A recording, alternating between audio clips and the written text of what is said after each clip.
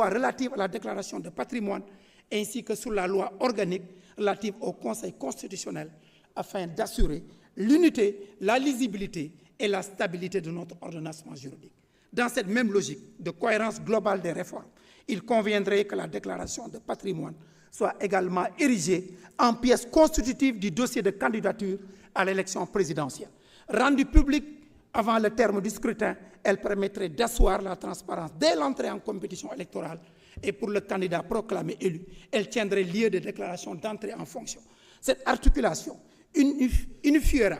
dans un même dispositif l'exigence de transparence exercée en amont au stade de la candidature et celle exercée en aval dès la prise de fonction sans multiplier les régimes déclaratifs. C'est pourquoi le président de la République souhaite qu'une réforme de la Constitution et du Code électoral vienne consacrer pour tout candidat à l'élection présidentielle l'obligation de joindre une déclaration de patrimoine parmi les pièces constitutives de son dossier de candidature sous peine d'irrecevabilité. À cet égard, lors de la séance plénière du 29 juin 2026, le président de la République avait déjà précisé qu'il est en phase s'agissant de la gouvernance publique avec l'exigence d'équilibre et d'équité dans le traitement des dirigeants. À ce titre, il réitère qu'il souscrit entièrement au renforcement de la transparence de la déclaration de patrimoine à travers sa publicité et son exigence, tant à l'entrée qu'en fonction de la cessation. Dans cette logique de gouvernance transparente, il a souhaité que cette exigence soit étendue à l'ensemble des assujettis visés par la loi relative à la déclaration de patrimoine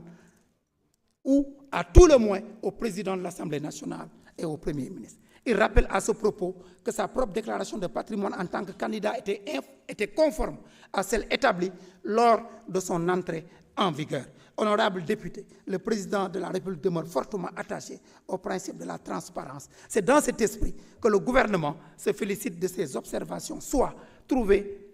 et déjà trouvé leur traduction dans leur amendement adopté par la commission des lois, dont l'adhésion témoigne de la pertinence de la démarche proposée. Je vous remercie.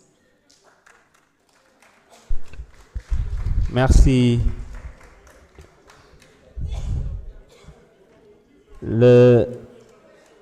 La discussion générale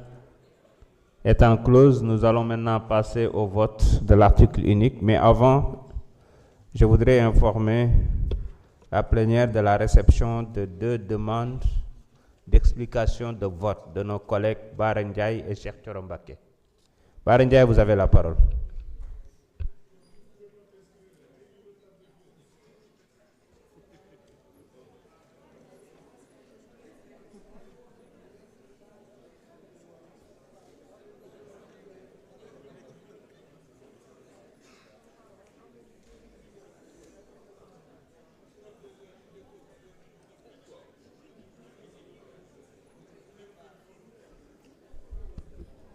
asalaamaaleykum wa rahmatullah.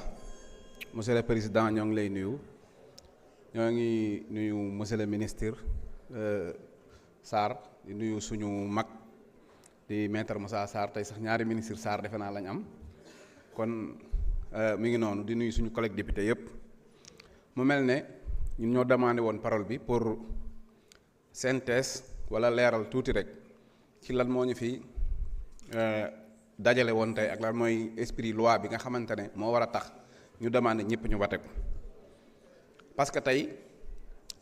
dañuy modifier article 37 ci constitution Sénégal loolu nag da ngay wax sax nan lañ mënoon a defee ab référendum di dugal loi yoo xamante ne dañ naan président de la république buy dugg day def déclaration patrimoine mais buy dem du ko def loolu anomalie bu mag la boo xam ne jàpp naa ne loolu warul woon a jàll. comme dox nañ tey ba gis anomalie boobu ñu di ko ratifier majorité Pastef dugal nañu loi bi président de la république li ma jàpp mooy rafetlu na ko ndax dugal na ci ay amendement ne bu ci sañoon lii yokku ci amendement yi président de la république dugal bi mu ñëwee tamit majorité Pastef dañ ko rafetlu jël ko wate ko kon jàpp naa ne coow jeex na wax amatu fi dañ ko war a wate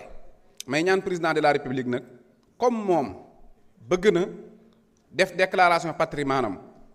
buy dugg ak buy génn bëgg na tamit premier ministre ak ministre président assemblée nationale def ko tañ publier ko loolu tamit président assemblée nangu na ko premier ministre moom nee woon na luñ ko digal lay def kon na ko moom nangu na defe naa ne kon amatul benn problème kon jëratul ñu ci dem référendum li may ñaan rek mooy ñi nga xam ne gis naa leen ñuy déyante ci ginnaaw nga xam ne musiba ju jëm ci Sénégal ñoom ñoo koy porter muy député opposition bii yéen ñeme ngeen a dem naan da ngeen di recours ci loi bi waaye bu boobaa sénégalais yi ñu ngi leen di xaar ku nar a sàcc alalu Sénégal opposition bii fi nekk ñoom ñoo lay laytaayal pour nga sàcc ko am na fi nag tuuti ay kàddu rek yu fi jóg yoo xam ne bëgg naa ci sànni tuuti am na député bu taxaw fii tey sànq ne moom day supporter président de la république mais tàmbalee supporter président de la république daal di contre président de la république parce que loi bii ngay wax ne doo ko wate président moom daf ko d'accord kon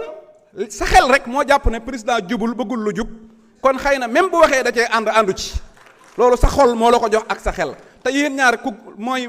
njuumalu góor léeg njuumalu jigéen lépp loolu lañ fi wax mooy duñ ko watee pourquoi du ngeen ko watee kon da ngeen a yaakaar ne président dafa am yéene sàcc xaalisu sénégalais yi ba buy daw di delluwaat seen dëkk li muy yóbbaale te ñoom ñaar ñëpp foofu lañ dëkk njege ñaaw buy daw di yóbbuwaat xaalis bi xëy na bu ngeen demee ngeen mën caa mos wala dara mais président de la république kay bëgg na transparence xëy na lan ngeen koy supporter di ko wax ne ko duñ la watee loi bi kon da ngeen a wax ne jàpp na li muy wax gëmu ko ku góor ki nag bokkul ci ñun xam ngeen ne ku Ousmane Sonko nampal ci politique ngay ab patriote même boo doon jàppale Diomaye doo ko jàppale ci lii lu bon lii moom dafa bokk ci sénégalais yi nga xam ne dafa bàyyi ba 2023 mu xool xam ne Sonko mii mooy jël réew mi mu daw buruxlu biñ defaree liste bi timit ka waroon a nekk député dañ ko yóbbu mu nekk PCA moom ñu jël ko dugal ko ci liste bi nee na Diomaye ko ci dugal looloo tax mu ñëw di ko jàppale waaye yaa ngi goree ci ku goree di parce que Diomaye moom ñi ko dugal pale mooy ñun ñii te dañoo war mënoon nga koo war rek moo gën a noppale ci yow fop sénégalais yi nag dama leen di wax li nga xam ne moom laay tëjee gis ngeen ne Sénégal rëcc na ci ay pièces yu bari parce que tey majorité Pastef bii mënuñoo def benn loi bu baaxul wala bu anti démocratie di ko dugal fii di ko watee loolu xam nga ne ñemewuñu ko waaye exécutif bii ñemee tuta def benn loi boo xam ne dafa anti démocratie jàkkaarloog député Pastef fi naan leen wateel leen ma ko kon Sénégal mi ngi tàmbalee mucc waaye à cause majorité Pastef continue di yor majorité assemblée nationale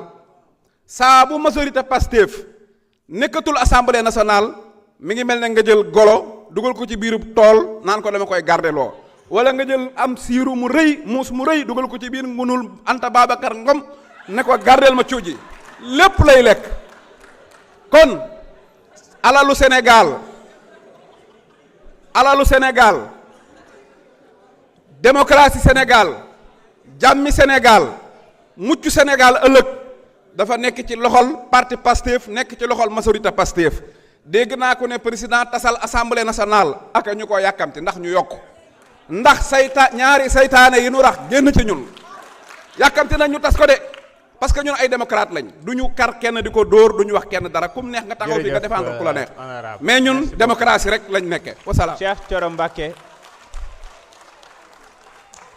vous avez la parole.